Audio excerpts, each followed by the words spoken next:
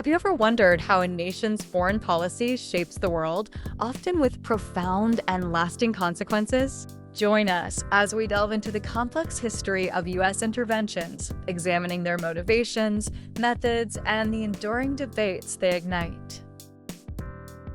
The United States, a global superpower, has a long and often controversial history of intervening in the affairs of other nations. These actions, driven by a complex interplay of geopolitical strategy, economic interests, and ideological convictions, have left an indelible mark on the international landscape. Analyzing these interventions requires a nuanced understanding of their historical context and the diverse perspectives surrounding them.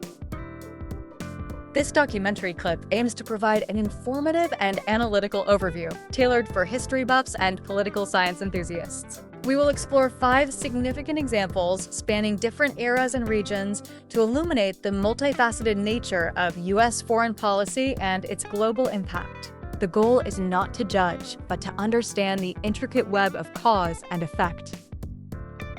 The U.S. involvement in Vietnam stands as a stark example of Cold War containment policy gone awry. Escalating throughout the 1960s, the stated aim was to prevent a communist takeover of South Vietnam, driven by the pervasive domino theory. This theory posited that if one Southeast Asian country fell to communism, many others would inevitably follow suit. Direct U.S. military involvement surged from 1965, with troop deployment peaking at over 500,000 by 1969. The conflict expanded into neighboring Laos and Cambodia, destabilizing the entire Indo-Chinese peninsula. The war was characterized by brutal guerrilla warfare and significant civilian casualties, profoundly impacting Vietnamese society.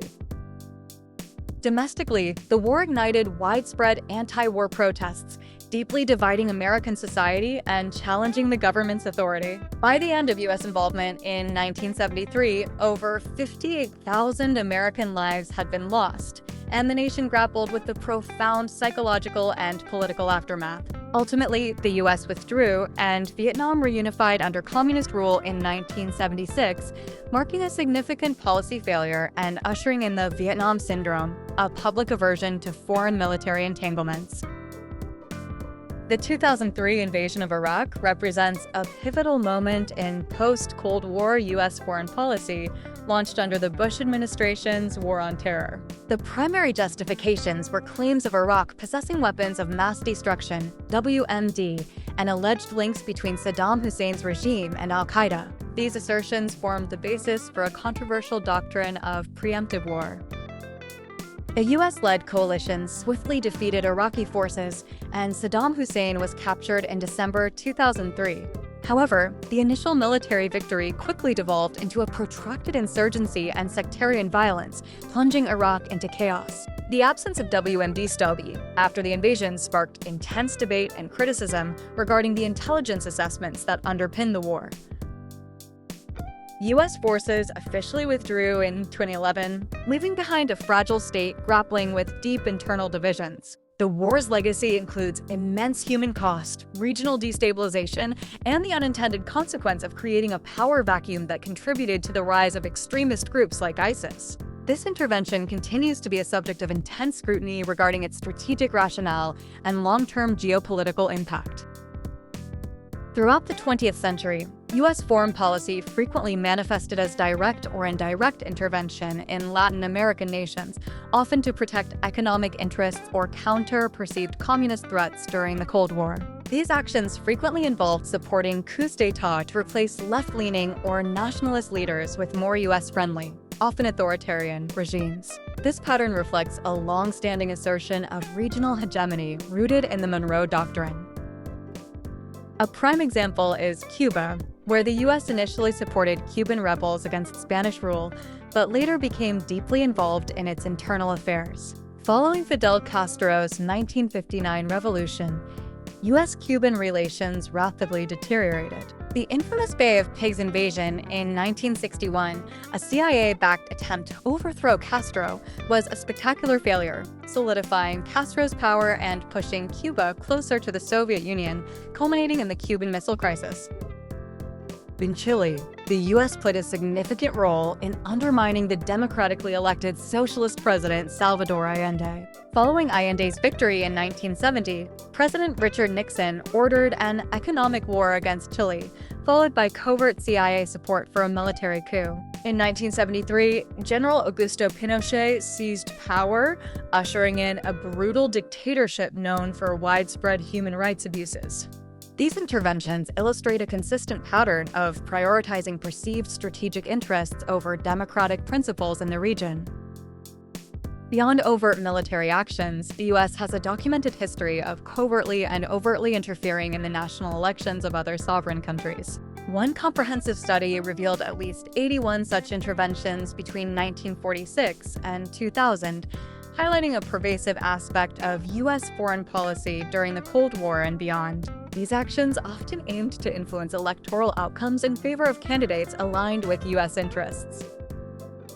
Methods employed included providing secret campaign funds to favored politicians, disseminating propaganda, and engaging in disinformation campaigns to discredit opposing candidates. For instance, in the late 1950s, the U.S. secretly funded opposition politicians in Japan to counter socialist influence. Other notable cases include the 1948 Italian election, where the CIA worked to prevent a communist victory, and the 1996 Russian presidential election, where U.S. advisors reportedly assisted Boris Yeltsin's campaign.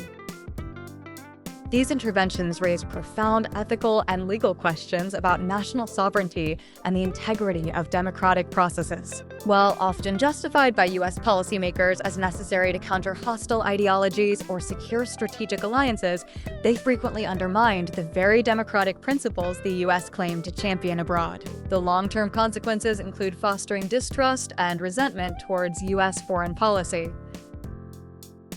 The U.S.-led intervention in Iraq, starting in 2014, represents a distinct phase of engagement, primarily in response to the rapid territorial expansion of the Islamic State. This intervention was largely driven by humanitarian concerns and the imperative to counter a rapidly emerging global terrorist threat. The rise of ISIS was, in part, an unforeseen consequence of the instability following the 2003 invasion. In August 2014, the U.S. initiated airstrikes against IS positions in Iraq, later expanding operations into Syria. This intervention differed significantly from the 2003 war, focusing on air power, special operations forces, and an advisory role for Iraqi security forces rather than a large-scale ground invasion. A broad international coalition was assembled to combat the extremist group. By December 2017, ISIL had lost virtually all its territorial holdings in Iraq, a significant military achievement. While the coalition officially concluded its combat mission in Iraq in December 2021, U.S. troops maintain a presence to advise and assist Iraqi forces against the ongoing ISIL insurgency. This intervention highlights the evolving nature of U.S. military engagement, often adapting to new threats in complex geopolitical environments. The examples we've explored underscore the profound complexity and often contentious nature of U.S. interventions in world politics. Each case presents a unique tapestry of motivations, ranging from national security and economic interests to ideological crusades against communism or terrorism, and a diverse array of consequences, both intended and unforeseen. These actions have undeniably reshaped global power dynamics, fostered alliances, and, at times, ignited enduring conflicts.